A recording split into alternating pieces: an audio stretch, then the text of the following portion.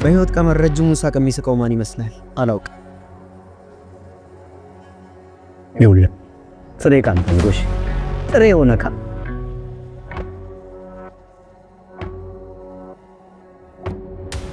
ሊበታችን ስሜት ስለሚሰማ የእሱን ትርፍራፊ የለጣጠው ከምትና ውሽ ለቀስቀሰ ዶካ አለው። ገና እንዳየው ነበር ወድቁ። እንዴት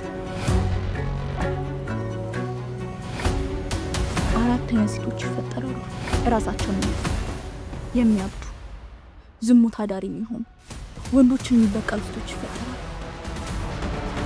መሽቻ አሊን አይደለም እሷንም አንተንም ገላችኋለሁ። እንደሱ ካሉ ዝም በላ።